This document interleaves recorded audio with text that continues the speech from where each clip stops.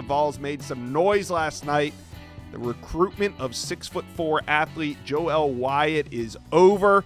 Steve, not a big surprise that he's staying in state with Tennessee, but Vandy. I think Vandy might have led for a majority of this recruitment. How did Tennessee win it in the end? Well, I think they finally got on the same page for how they were going to use Joel Wyatt schematically. In my opinion, no program recruited him harder from a relationship standpoint than the Vols. No program, when he got on campus, made him feel at home more than Josh Heupel and his coaching staff. I think from an NIL perspective, no program was in a better spot on that front than the checkered orange. It was about what position are you going to play me at? This is one of the more versatile prospects in this class. He's someone that can be a dynamic wide receiver. He's terrific in the secondary where he shined at the Rivals 5-Star Challenge. And then Tennessee was originally projecting him 6'4", 205 pounds, as someone that could be explosive off the edge. And they were talking to him about being the next James Pierce. The thing is, Joel Wyatt doesn't want to be the next James Pierce. He's viewed by his circle more in the Jalen Ramsey mold, someone that can be a difference maker in the secondary. Tennessee ultimately pivoted. Coach Banks and company said, look, we think you can ball anywhere. You can play in the back end. And once they dotted those I's and crossed those T's, it was a foregone conclusion that Joel Wyatt would go to Tennessee, Oklahoma, Georgia, some programs that maybe tried to make a late run. Louisville was in there, but it's Tennessee over Vandy for Joel Wyatt.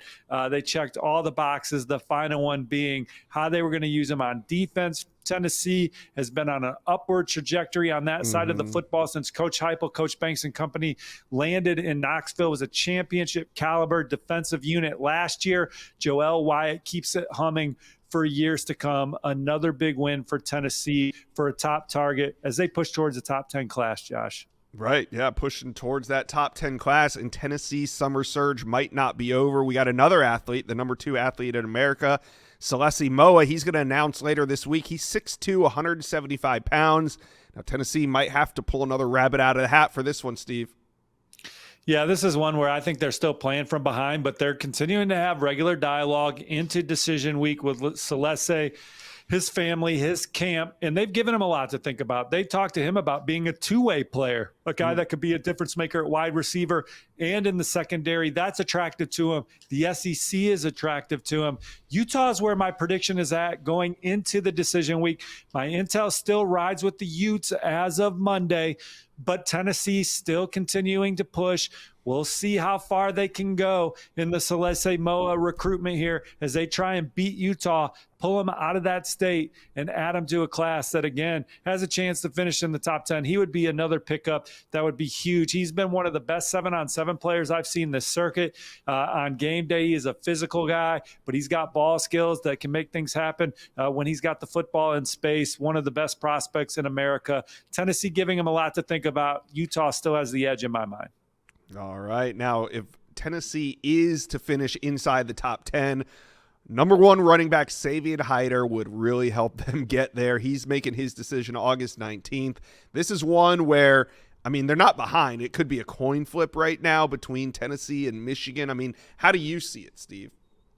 Well, I think when you talk to sources around Knoxville and the Tennessee program, people that have spent time with Savion and his family throughout his many visits to campus, there's been times where UT has felt like they have led for Savion. Now, certainly I think they felt the same way at Michigan. So this is one that'll be really exciting to see where he ultimately chooses to go. Tennessee had him on campus for a game at the end of last year. I don't think he, talking to him after that experience, he said there was nothing like Neyland Stadium. He loves the style of play, the offense. Tennessee's had running backs drafted the last 2 NFL drafts. Coach Heupel and company have been able to show him what they've been able to do with guys of his skill set and offenses going back to their time at UCF and before, someone that can be a difference maker in the pass game, running between the tackles on the perimeter. He's got the whole tool bag.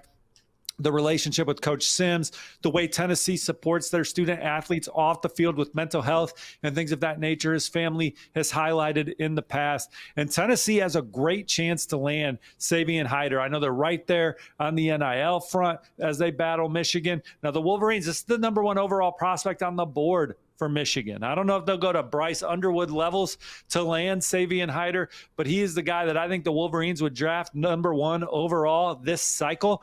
But Tennessee, the guys they've landed in this class, the Faison Brandons, what they've done with this football team, getting to the college football playoff last year. Again, the offense, the game day atmosphere at Neyland, the relationship with the staff, where they're at on the NIL front. Tennessee is right there with a great chance to land Savian Hyder when he does ultimately announce his college decision. But so is Michigan. The Maize and Blue have been a front runner in this recruitment as long as anybody. Tennessee has really rose up since the end of last fall. I know I was kind of saying this calendar year, but that visit last fall, I went back and looked at my notes, was a huge needle mover. He was at 865 Live. Tennessee got the last official visit from Savian Hyder. Good dialogue continues with the Vols staff, and I wouldn't rule out Tennessee for Savian Hyder as he works towards his final decision. All right, Steve, who else is Tennessee continuing to work on as summer winds down?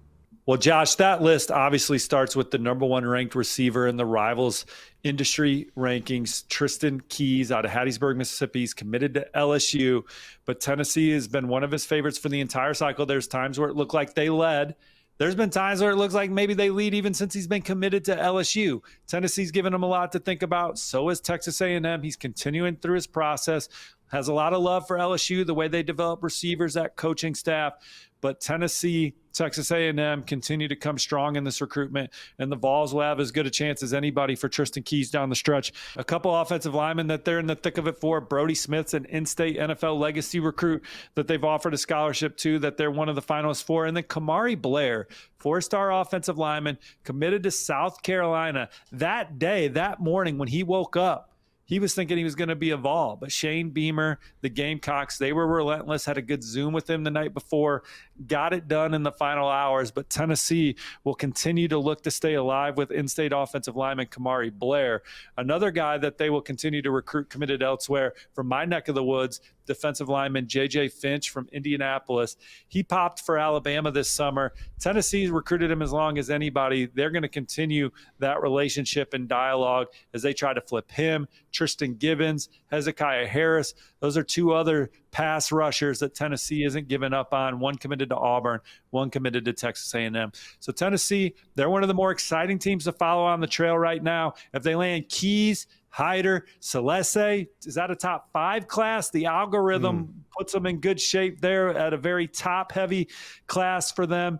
And then certainly there's some other positions of need on the offensive line and pass rusher that they continue to shoot for as they finish this 2026 cycle. And then there's one more 5-star out there for Tennessee that we need to talk about more. It's offensive lineman Darius Gray. LSU and South Carolina have been the perceived favorites for much of his process, but I talked to Darius earlier this week when he dropped his decision date. And the Vols, he said, are a program recruiting him as hard as anybody. He's had great visits to Knoxville, talked to some sources around UT. They feel like they're very much in it. Darius Gray says that's a program really rising in his recruitment, and they are on the gas for another 5-star as they push towards what we just said, Josh, a potential top 5 class. Yeah, and I think that if you add in all those names that you just had, even most of them, I mean, they're going to be pressing for a top 5 class, especially with Savian Hyder, if they can pull that one off.